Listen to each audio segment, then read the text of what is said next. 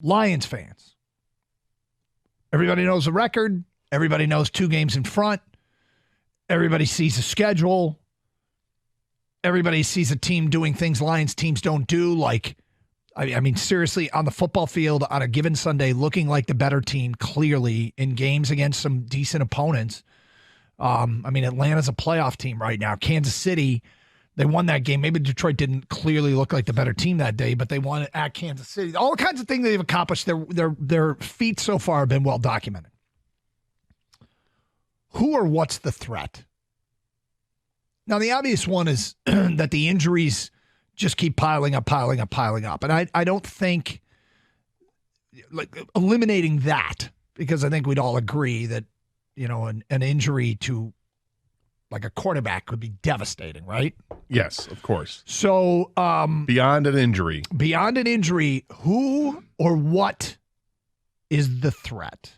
What concerns you the most? I think this is such a tough question, because an easy button I would normally go to would be themselves, because they believe in the press clippings or whatever. And I don't think that's the case with this team. I don't think the coach allows them to believe that. I don't think the players even believe in that yet. The players, like, we know how good we are, but we also know that we have to back it up every week, because the fan base is going to be too easy to go and say when they slip, oh, SOL. Yep. So I don't think it's that. If I'm looking at like a position group or something that does scare me, nothing scares me about this team. And you really have to, I got to nitpick to get to the spot that I think could be concerning. And to me, I think it's, I say this and yet it's a real nitpick. It's the offensive line. I think the offensive line's great, right? I mean, I know. I know the same thing. I'm blown away. But the reason I say that is because Jared Goff's only been sacked, I think, 7 times this year, and that's pretty good. Yep. But I've seen him get drilled the last few games. Even though he's been kept pretty clean, he's taken some rough hits. There was one last week where... Hold on, real quick. Is he circumventing the we know injury to Jared Goff is the number one answer? Are you kind of circumventing that? I hope I'm not. Okay. I mean, I'm trying enough. to, I don't mean to, but it's, I guess my concern with that is that when they're going to face teams that have better pass rushes than what we've seen so far, which may happen right away, is that he's going to have less time to throw.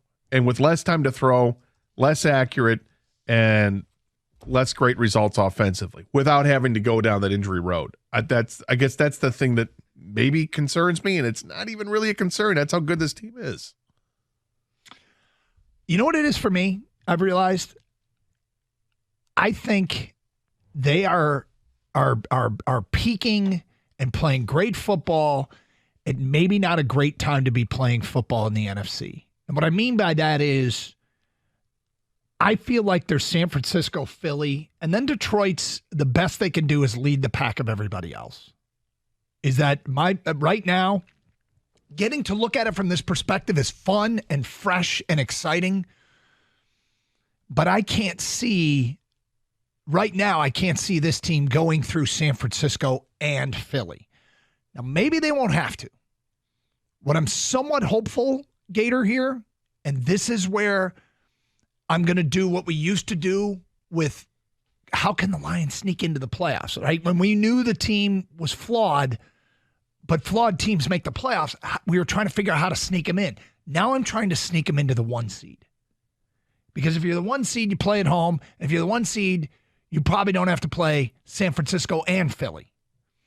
And what makes it possible is if everything about the schedule, which is the easiest in the NFL moving forward, if you use 5 games in opponent win percentage, which is not the most reliable thing in the world after 5 games, but what's clear is that their schedule isn't one of the tougher ones in the league. That if somehow they can finagle this into the top seed in the NFC, now I'm finagling with a really good team, but the threat is that Philly and San Francisco are just the cream of the crop of the NFC, and that the Lions are still looking up at them. And the ask of beating them both in the postseason is asking too much. Can you rephrase the question one more time, Doug? You want me to what or who is the threat?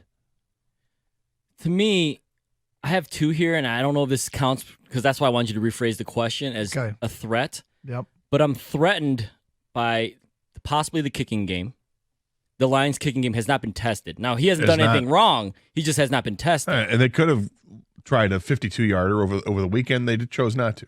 And that goes to my other possible threat or fear that I have, and it's Dan Campbell coaching decisions, okay? I don't think he's done a terrible job or anything like that this year. There have been moments where I questioned, and I think that could creep up again. We all remember the end of the game where, was it playing for halftime or whatever? Yeah. I didn't like that explanation. Did not like that explanation. And if he's going to continue to go for it because he doesn't trust his kicker to kick 50-plus yard field goals, there's going to be some sticky situations where you're going to question his decision, right? Whether to kick it or go for it. So those are my two, I guess, threats, if you want to say.